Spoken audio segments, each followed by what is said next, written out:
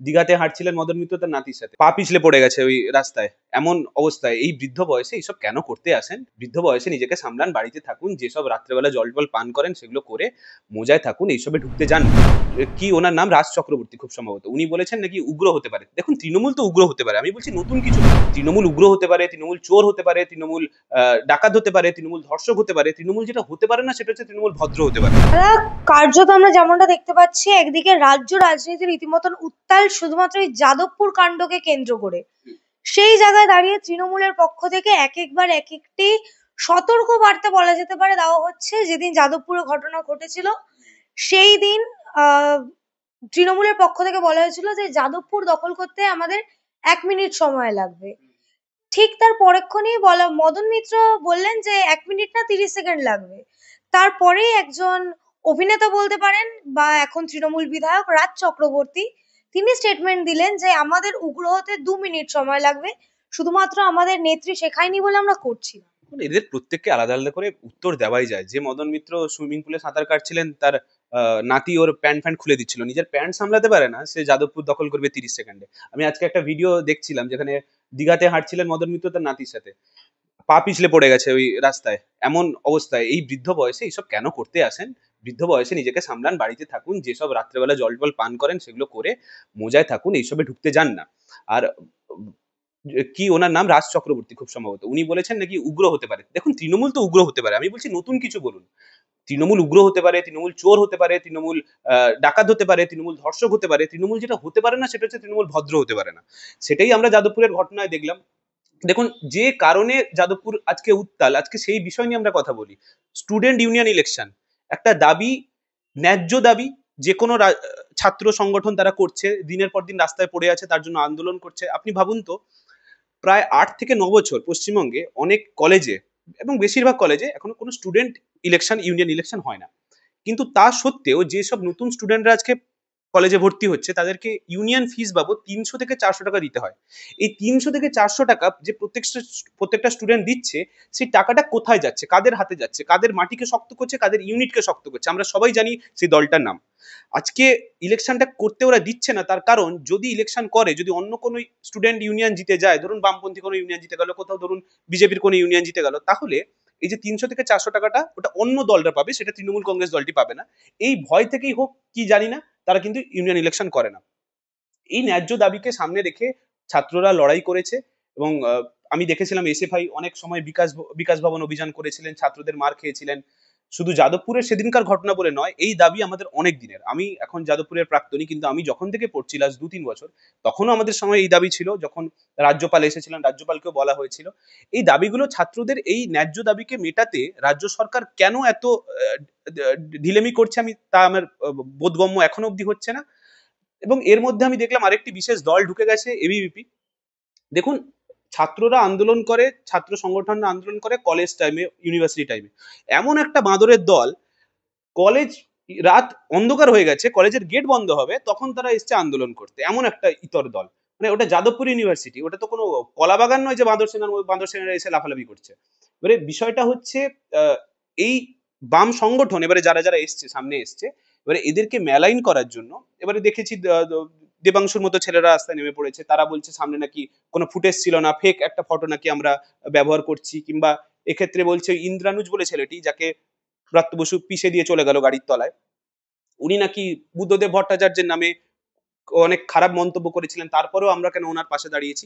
দেখুন, এইসব বক্তব্যকে ছোট ছোট করে, আলাদা আলাদা করে বিশ্লেষণ করাই যায়। আমি একটু ছোট ছোট করেই কথাগুলো বলি।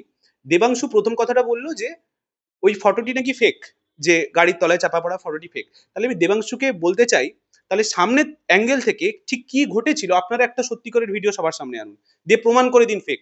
আর ওই ছবিটি সবার আগে এনেছিল হচ্ছে বাংলার একটি মিডিয়া চ্যানেল, আমি নাম করছি না, ওই চ্যানেলটি আনে।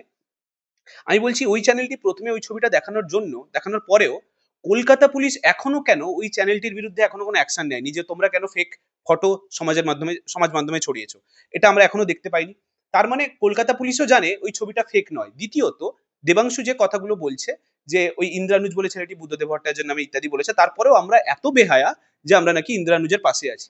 আপনি ভাবুন তো, যে বাবুল সুপ্রিয় দুদিন আগে মমতাকে মমতাজ বেগম ছাড়া কথাই বলতেন না, গানে লিখছেন কালীঘাটের টালির চালা, ওই চোরেদের পাঠশালা। সেই কালীঘাটের পিসির আজকে তার কোলে বসে তার ক্যাবিনেট মন্ত্রী হয়ে সেখানকার তৃণমূলের মধু খাচ্ছেন আজকে সেই বাবুল সুপ্রিয়। যে কুণাল ঘোষ দুদিন আগে মমতা বন্দ্যোপাধ্যায়কে বলেছিল কাপুরুষ মুখ্যমন্ত্রী, বলেছিলেন সারদার সবচেয়ে বড় বেনিফিশিয়ারি, আজকে সেই কুণাল ঘোষ স্পেনের যাত্রা হলে মমতা বন্দ্যোপাধ্যায়ের সাথে ঘোরাঘুরি করেন, আজকে তৃণমূলের মুখপাত্র হয়ে বসে আছেন। এই উদাহরণ, এই লিস্ট অনেক লম্বা। এবং আপনারা একটা জিনিস ভাবুন, বুদ্ধদেব ভট্টাচার্যকে শালবনীতে হত্যা করার পিছনে যে লোকটা ছিল ছত্রধর মাহাতো, সে এখন তৃণমূলের সবচেয়ে বড় নেতা। তারপরেও বুদ্ধদেব ভট্টাচার্য যখন অসুস্থ হতেন তখন কি মমতা বন্দ্যোপাধ্যায় সৌজন্য সাক্ষাৎ করতে বুদ্ধদেব ভট্টাচার্যের বাড়ি যেতেন না? তখন কি বামপন্থীরা বলতো আপনি তো একসময় আপনার দলের একজন নেতা মারার চক্রান্ত করেছিলেন, আপনি কেন সৌজন্য সাক্ষাৎ করতে বুদ্ধদেব ভট্টাচার্যের সাথে দেখা করতে আসেন? এই রাজনীতিতে সৌজন্য কি জিনিস তা দেবাংশুর মতো ছেলেরা ভুলে গেছে। এবং শেষ একটি কথা, এর মধ্যে আবার বিজেপির একটা লাইন ওরা শুরু করেছে যে অভিনব বসু, খুব সম্ভবত ওনার নাম, এসএফআই এর একজন ছাত্র যিনি সেদিন ওই আন্দোলনে ছিলেন, ওনার বাবা নাকি টিএমসি করে, ওনার বাবা টিএমসি করে, ছেলে এসএফআই করে, তাই সিপিএম আর টিএমসির মধ্যে নাকি একটা সেটিং আছে। কি অদ্ভুত যুক্তি! আপনি বলুন তো, মুকুল রায় কোন দল ছিল? বিজেপি। শুভ্রাংশু রায় কোন দল? তৃণমূল। সেই রেসপেক্টে তাহলে বিজেপি আর তৃণমূলের মধ্যে সেটিং আছে। আপনি বলুন তো, ওই দলের সবচেয়ে বড় নেতাটা শুভেন্দু অধিকারী, সে হচ্ছে বিজেপি, যখন বিজেপিতে প্রথম আসে তার পুরো ফ্যামিলি, পুরো 14 গোষ্ঠী তার তৃণমূল করতো, তাহলে সেক্ষেত্রে বিজেপি আর তৃণমূল একসাথে সেটিং করছে। তথাগত রায় বিজেপি, সৌগত রায় তার ভাই তৃণমূল, তাহলে বিজেপি আর তৃণমূলের মধ্যে সেটিং আছে। এই অবান্তর যুক্তিগুলোকে দিয়ে, এবং একটা জিনিস যেটা এবিভিপিও সঠিকভাবে বলেছে, বিজেপিও সঠিকভাবে বলেছে, দেখুন সেদিন ব্রাত্য বসুর উপরে ওই অ্যাটাকটা না হলেই ভালো হতো, ওটা কাম্য ছিল না, এটা আমরাও মনে করি, ওটা সবাই মনে করে কাম্য ছিল না। অনেকে বলছে ব্রাত্য বসুর গাড়ির উপরে কেন ঢিল ছোড়া হলো, কেন ওই জুতো ভুতো ছোঁড়া হয়েছিল ব্রাত্য বসুর উপর। সত্যি এগুলো খুব খারাপ, নিন্দনীয় ঘটনা। কিন্তু প্রবলেমটা হচ্ছে এই জিনিসগুলো কারা বলছে? এবিভিপির ছাত্র সংগঠন, যারা আজ থেকে ৩-৪ মাস আগে পশ্চিমবঙ্গ ছাত্র সমাজ হিসেবে নবান্ন অভিযানে গিয়ে পুলিশের মাথা ফাটিয়ে দিয়েছিল, পুলিশের চোখ ফাটিয়ে দিয়েছিল, সেই পুলিশ এখনো ভিন রাজ্যে তার চোখের চিকিৎসা করছে। আজকে সেই সংগঠন আমাদের জ্ঞান দিবে ব্রাত্য বসুর সাথে কি করা উচিত আর কি করা উচিত নয়। এই দ্বিচারিতাগুলো মানুষ দেখছে। যখন এসএফআই রাস্তায় নেমে আন্দোলন করছে এই ছাত্র সংসদ ইলেকশনের জন্য, তখন এই এবিভিপি কে আপনি কোনোদিন রাস্তায় খুঁজে পাবেন না। ইতিহাস সাক্ষী আছে, মমতা বন্দ্যোপাধ্যায় যেদিন বিপদে পড়েছে, সেটা সিঙ্গুর থেকে হোক, সেটা নন্দীগ্রাম হোক, সেটা আরজি করের মতো ঘটনায় হোক, কিংবা আজকে যাদবপুরের ঘটনা, সব সময় তৃণমূলের পাশে এসে দাঁড়িয়েছে এবিভিপি, এবং সেদিনকার ঘটনাও তার একটা বড় প্রমাণ। দাদা, তাহলে আপনার কথা মতন কোথাও না কোথাও কি মনে হচ্ছে সেই তৃণমূলই এবিভিপি কে পাঠিয়েছিল সেই রাতে? তৃণমূল কাকে পাঠাচ্ছে আমি জানি না, তবে তৃণমূল অনেক যা আসে বা যা যায় সব তো তৃণমূল থেকে বিজেপি হয়, বিজেপি থেকে তৃণমূল হয়। তো এটা যদি পাঠিয়েও থাকে তাতে আমার কিছু অবাক হবারও বিষয় না। এবং শুনছি তো অনেক কিছু তৃণমূল করতে পারে, এখন শুনছি অভিষেককেও নাকি পাঠাবে, অভিষেক বন্দ্যোপাধ্যায়কেও বিজেপিতে পাঠাবে। সেই তত্ত্বগুলো যেগুলো বাজারে আসছে, কিছুটা সত্যি কিছুটা সত্যি নয়। তবে এই এবিভিপি, এই বিজেপি, এদেরই সংগঠন আরএসএস, এই আরএসএসই তো মমতা বন্দ্যোপাধ্যায়কে দুর্গা বলেছিলেন।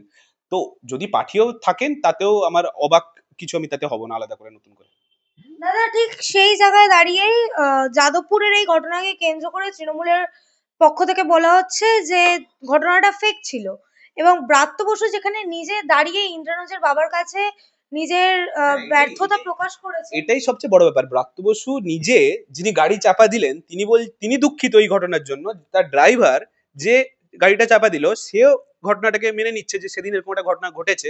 কিন্তু দেবাংশু বাড়িতে বসে, কি ব্রেন মাইরি ছেলেটার, মানে ওর এত বুদ্ধি, তারপরেও কোনো অহংকার নেই। মানে নাসার সায়েন্টিস্টরাও মানে অবাক হয়ে যাবে, এরকম একটা জিনিস পশ্চিমবঙ্গে আছে, এরকম একটা পিস আছে পশ্চিমবঙ্গে। তো আপনি ভাবুন তাহলে তৃণমূলের কে বড় নেতা? আমি এটা প্রশ্ন করতে চাই, তৃণমূলের কে বড় নেতা, দেবাংশু না শিক্ষামন্ত্রী ব্রাত্য বসু? ব্রাত্য বসু নিজে যেখানে বলে দিচ্ছে, সেখানে দেবাংশু প্রেস কনফারেন্স করছে কোন যুক্তিতে? আমার তো মনে হয় এখন দেবাংশু ব্রাত্য বসুর থেকে বড় নেতা, দেবাংশুকে শিক্ষামন্ত্রীতে বসিয়ে দিক। শিক্ষার যা এমনি অবস্থা, দেবাংশু থাকলেও নতুন করে আলাদা কিছু অবস্থা, মানে খারাপ আর কিছু হওয়ার নেই, যা হওয়ার হয়ে গেছে। তাই এই দেবাংশু আলাদা করে পাত্তা দেওয়ার দরকার নেই। আমরা যে ইস্যুতে আন্দোলন করছি সেই ইস্যুতেই পড়ে থাকুক। এবং আমার বিশ্বাস এই বামপন্থী সংগঠনরা যারা যারা আছেন, তারা এই ছাত্র সংসদ ইলেকশনকে ছিনিয়ে আনবেন এই তৃণমূলের মুখ থেকে, এবং প্রত্যেকটা ক্যাম্পাসে ক্যাম্পাসে লাল আবির খেলা হবে, এটাই আমার বিশ্বাস। দাদা, এই যে লাল আবির খেলার প্রসঙ্গে আপনি বললেন, সেই প্রসঙ্গে দেবাংশু বলেছেন যে মাওবাদীদের সাথে নাকি বামের সংযোগ আছে। সে তো প্রমাণ তো ছত্রধর মাহাতো, মাওবাদীদের সাথে বামের যোগাযোগ আছে, তার সবচেয়ে বড় উদাহরণ হচ্ছে ছত্রধর মাহাতো। আর যদি উদাহরণ থেকে থাকে, যাক না, মমতা বন্দ্যোপাধ্যায় মাওবাদীদেরকে শেষ করার জন্য পুলিশ পাঠাক, তদন্ত করুক, কে পশ্চিমবঙ্গ সরকারে কে আছে, কেন্দ্রীয় সরকারে কে আছে? এর জন্য তো বামেদেরকে আলাদা করে দোষ দিতে পারবে না। দেবাংশুর অ্যাকশন নিক। মমতা বন্দ্যোপাধ্যায় কি তাহলে মাওবাদীদের কাছ থেকে টাকা খেয়ে তাদেরকে বাঁচিয়ে রেখেছে? মমতা বন্দ্যোপাধ্যায় যদি মাওবাদীদের বাঁচিয়ে রাখে তার তার পেছনে যুক্তিটাও তো দেবাংশুকে দিতে হবে। এই আর আলাদা করে দেবাংশুকে নিয়ে আলাদা করে আর কোনো মন্তব্য আমার নেই। কিন্তু তৃণমূলের পক্ষ থেকে তো এটাও বলা হচ্ছে যে শিক্ষামন্ত্রীর ওপর যে অ্যাটাকটা হয়েছিল সেদিন সেটা বাম এবং মাওবাদীদের যৌথ পরিকল্পনা। যেটা হয়েছিল খারাপ হয়েছিল। আমি তো বলছি প্রথম থেকেই যেটা হয়েছিল সেটা খারাপ হয়েছিল। তবে একটা জিনিস আমি আমি সেদিন ওখানে ছিলাম না। তবে আমি শুনেছিলাম যে এসএফআই থেকে আ ব একটি কিছু আবেদন করা হয়েছিল যে একটা মিটিং করা হোক এবং সেখানে এসএফআই বলেছিল ওখানে কিছু ৩০ থেকে ৪০ জন ওদের সংগঠনের ছেলেরা গিয়ে মিটিং করবে। যেখানে ব্রাত্য বসু বলেছিল, "না, এতজন মিলে আমরা মিটিং করতে পারব না।" এত হিপোক্রিট একটা দল। কিছুদিন আগে দেখলাম অভিষেক বন্দ্যোপাধ্যায় বাস ভর্তি লোক নিয়ে দিল্লিতে গেছিল কেন্দ্রীয় সরকারের সাথে মিটিং করতে ১০০ দিনের কাজের টাকা ফিরিয়ে দেওয়ার জন্য। আজকে সেই দল বলছে ৩০-৪০ জনের সাথে বসে মিটিং করতে পারবে না। এই হিপোক্রিসি গুলো বাংলার মানুষ দেখছে আর আলাদা করে নতুন কিছু বলার নেই। কিন্তু দাদা এই বিষয়ে তৃণমূলের পক্ষ থেকে যেমনটা বলা হয়েছে যে শিক্ষামন্ত্রী সেদিন সেখানে দাঁড়িয়ে ডেপুটেশন নিয়েছিলেন, তাও আপনারা গাড়ি ভাঙচুর করেছেন, এটা আপনাদের দোষ। ওই ছবিতে দেখা যাচ্ছে অয়নজানা বলে একটা ছবি ভাইরাল হয়েছে ফেসবুকে। অয়নজানা কাঁথির একটা টিএমসির আরেকটা ছাঁচ্চর। সে সেদিন ওই অধ্যাপকের মিটিং এ বসে ওএটিতে বসে আড্ডা মারছিল। সে কোন অধ্যাপক আমি জানতে চাই। একটা মুর্শিদাবাদের খুব সম্ভবত একটা তৃণমূলের একটা গুন্ডা এসে সেদিন ওখানে মাতব্বরি করছিল। তারা কোন অধ্যাপক আমি জানতে চাই। সেদিন ফুটেজেও প্রমাণ আছে এবং আমার ওখানকার যারা বন্ধুরা ছিলেন, বন্ধুস্থানীয় যারা আছেন তারা বলেছেন যে সেদিন শিক্ষায় যে ওই ওমপ্রকাশ মিশ্র এবং মনোজিৎ মন্ডল এইসব যারা অধ্যাপক, যারা তৃণমূলপন্থী অধ্যাপক আছেন, তারা এই বিশৃঙ্খলা স্টার্ট করেন। ওপাশ থেকে যারা টিচাররা, আই কার্ড হোল্ডার টিচাররা, তারা ওপাশ থেকে বোতল ছুঁড়ে মারেন স্টুডেন্টদের দিকে। তারপরে তো স্টুডেন্টরা যদি ক্ষেপে যায়, এ তো অস্বাভাবিক কিছু নয়। এবং ব্রাত্য বসুর যে বডিগার্ড ছিলেন তিনি নাকি মেয়েদের উপরে অ্যাটাক করেছেন এবং মেয়েদের অনেকের আমি ফেসবুকে ছবি দেখছিলাম, অনেকের চোখ ফেটে গেছে, অনেকের নাকে আঘাত লেগেছে। এই জিনিসগুলো তো মিথ্যে নয়। তো একদিক দিয়েই সব ঘটনাটা ঘটেছিল আর ব্রাত্য বসু একদম ঠুটো জগন্নাথের মতো বসছিলেন তা তো নয়। ব্রাত্য বসু এর মধ্যে ইনভলভ ছিলেন। তবে আমি যেটা আবার বলছি, যেটা সেদিন ব্রাত্য বসুর উপর হয়েছে সেটা না হওয়াটাই কাম্য ছিল। কিন্তু ব্রাত্য বসুর উপর অ্যাটাক করবে বলে ছেলেমেয়েরা তার উপর দিয়ে গাড়ি পিষে দিয়ে চলে যাব, সেটাও তো মিথ্যে নয়। সেটাও ব্রাত্য বসুকে জবাব দিতে হবে। দাদা আমার একেবারে শেষ প্রশ্ন, এই যাদবপুর কাণ্ডে যেখানে রাজ্য রাজনীতি উত্তাল সেখানে আমাদের রাজ্যের মাননীয় মুখ্যমন্ত্রী তিনি একটি বাক্যবায়ও করেননি, বরং যেমনটা জানা যাচ্ছে তিনি লন্ডনে যাচ্ছেন অক্সফোর্ড ইউনিভার্সিটিতে বক্তৃতা দেওয়ার জন্য। আপনি যাচ্ছেন যখন ওখানে একটু পাশাপাশি ইস্ট জর্জিয়া থেকেও একবার ঘুরে আসবেন। ওনার যে পুরোনো দিনের ইউনিভার্সিটি সেটা থেকেও একবার ঘুরে আসবেন। ভালো, মানে উনি কলকাতাকে তো আর লন্ডন বানানোর স্বপ্ন দেখেছিলেন, লন্ডন বানাতে পারেননি। ওই একটা নন্দন বানিয়ে রেখেছেন। সেটাও উনি বানাননি। ওটাও তো ওই বুদ্ধদেব ভট্টাচার্যের সময় তৈরি হয়েছিল। সত্যজিৎ রায় মিলে ওরা মিলে তৈরি করেছিলেন। যাই হোক, উনি যাচ্ছেন, ওনাকে শুভকামনা। সাথে আমার বিশ্বাস উনি ওই চামচচোর কুণালকেও যেন নিয়ে যান সাথে, ওনাকে একটু ঘুরিয়ে আনুক। কারণ সারাদিন পশ্চিমবঙ্গে থেকে যা গাল খাচ্ছেন, একটু লন্ডন থেকে ঘুরে এসে একটু মনটাকে হালকা করুক। আবার ঘুরে এসে যেমন রীতিমতো বাড়িতে রান্না-বান্না করতে হয় না, এখানেই আমাদের গাল খেয়ে উনার পেট ভরে যায়। আবার ফিরে এসে আবার গাল খাবে। তার জন্য শুভকামনা।